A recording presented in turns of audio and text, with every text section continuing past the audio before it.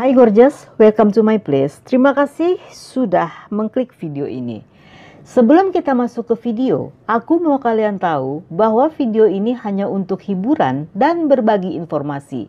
So, berbuat baiklah pada setiap orang, kapanpun dan dimanapun, terutama di kolom komentar.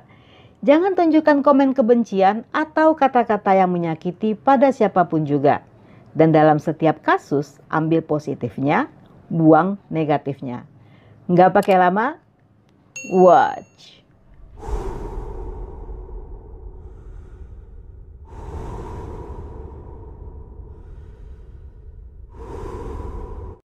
Yosuke Sasaki dilahirkan di Jepang dari keluarga yang penuh kasih sayang.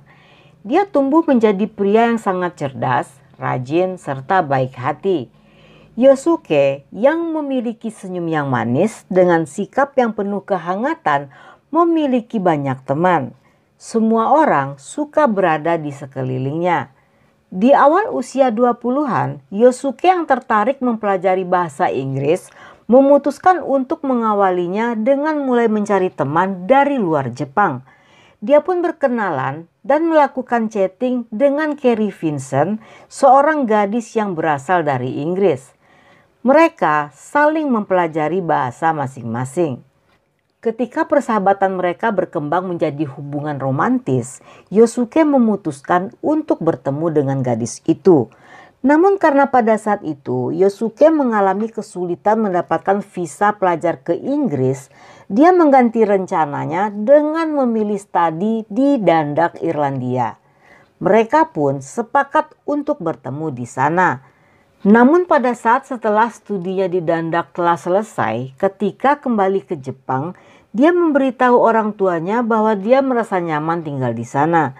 Menurutnya, orang Irlandia sangat baik, hangat, serta ramah sekalipun pada orang asing. Sehingga Yosuke ingin kembali dan menetap tinggal di sana. Saat berusia 24 tahun, Yosuke kembali ke Irlandia. Di sana, dia mendapatkan pekerjaan di sebuah perusahaan yang banyak mempekerjakan orang dari karyawan internasional. Selama setahun bekerja, Yosuke mendapatkan shift malam. Namun dia sangat senang karena di sana dia merasa lebih bahagia daripada tinggal di Jepang. Yosuke tinggal di tempat yang bagus serta dikelilingi oleh orang-orang baik. Namun sayangnya kebahagiaannya tidak bertahan lama. Di tanggal 3 Januari 2018 pada jam 9 pagi, saat itu Yosuke yang sedang dalam perjalanan pulang dari shift malam tiba-tiba terjatuh ke jalan ketika tanpa dia sadari ada sebuah benda tajam menusuk punggungnya. Yosuke tergeletak di tanah dalam keadaan terluka parah. Tidak lama kemudian dia pun meninggal karena kehabisan darah. Dia telah ditikam dari belakang dalam sebuah serangan mendadak yang tidak disadarinya.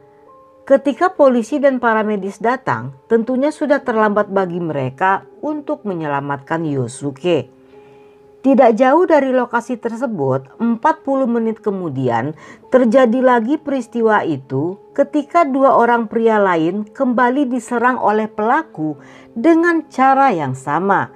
Namun berbeda dengan Yosuke, kedua pria itu berhasil diselamatkan. Pada jam 9.42 malam, seorang petugas polisi tidak bersenjata melihat si tersangka di wilayah tersebut. Pria muda itu digambarkan berpenampilan non-Irlandia. Menurut saksi yang melihatnya, si pria bertingkah aneh sambil membawa-bawa sebuah tiang pagar. Petugas polisi yang menyadari bahwa kemungkinan pria itu memiliki sajam secara diam-diam mengikutinya dari belakang untuk berjaga-jaga sambil menunggu bala bantuan. Tidak berapa lama kemudian, saat polisi bersenjata telah datang, mereka pun berhasil menangkapnya. Ketika akan ditangkap, ada sedikit perlawanan dari pelaku, tetapi polisi berhasil memborgol dan menahannya. Pria yang bernama Mohamed Morey berusia 19 tahun ini merupakan warga negara Mesir.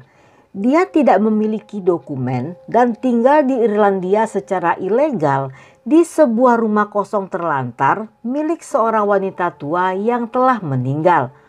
Rumah yang berada dekat dengan TKP itu telah rusak parah, namun tidak diketahui apakah dirusak oleh Morey atau dirusak oleh orang lain.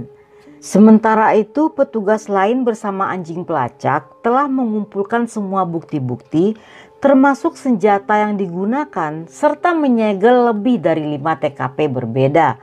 Awalnya polisi bertanya-tanya apakah kejahatan ini adalah tindakan teroris.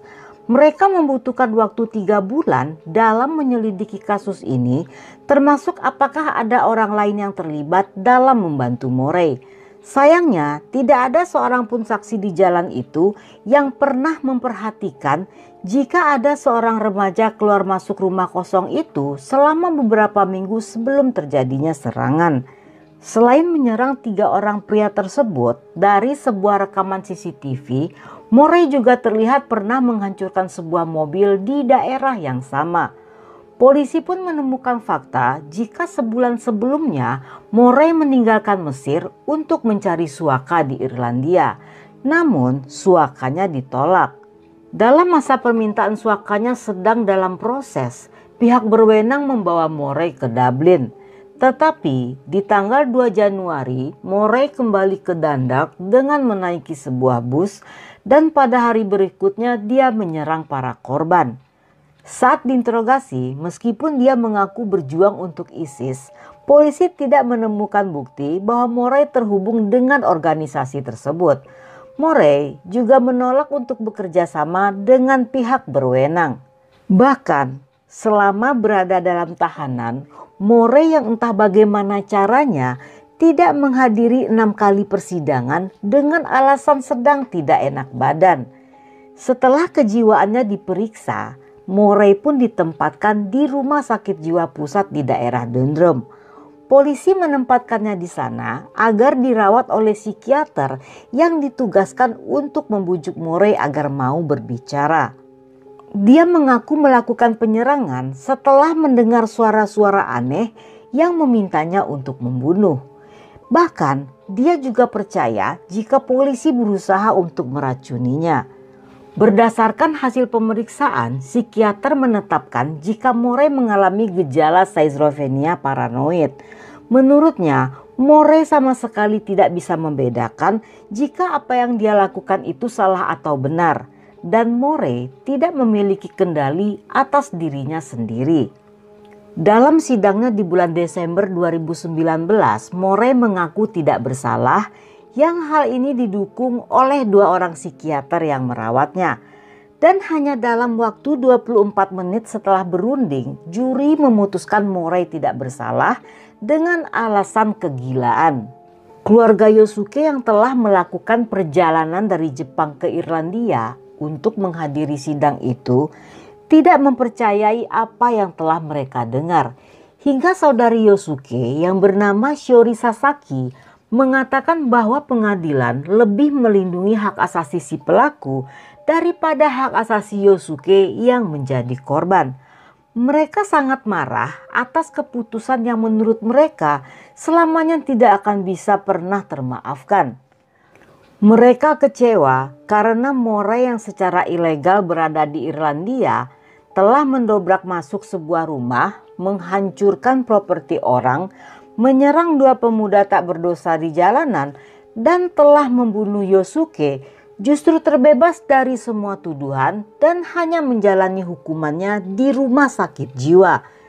Walaupun saat ini Morey telah diberikan perawatan di rumah sakit dan perawatan psikiatri di Irlandia, namun kasusnya akan terus ditinjau setiap sekali 6 bulan. Para dokter merasa tidak aman untuk melepaskannya karena jika Morey berhenti dirawat atau berhenti minum obat, dia akan menjadi lebih parah dari sebelumnya. Setelah kejadian ini, keluarga dan pacar Yosuke merasa hidup mereka sangat hancur. Mereka tidak mengerti mengapa Yosuke yang selama ini hidup dengan sangat baik tiba-tiba tewas terbunuh tanpa sebab.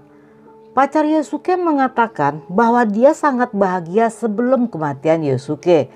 Namun setelah kematian orang yang dia sayangi, hal itu mempengaruhi dan memberi imbas buruk bagi setiap orang yang mengenal Yosuke. Kerry juga mengatakan bahwa selamanya dia akan selalu merindukan Yosuke. Jasad Yosuke pun dikirimkan ke Jepang untuk dimakamkan keluarganya. Namun hingga saat ini mereka merasa tidak mendapatkan keadilan atas kehilangan putra tercinta. Dan cukup sampai di sini cerita kita kali ini. Semoga kalian suka dengan ceritanya. Jangan lupa ajak teman-teman kalian yang suka dengan konten seperti ini untuk gabung di sini. Buat kalian yang masih betah nonton sampai akhir, thank you, love you, have a nice day, and then see ya.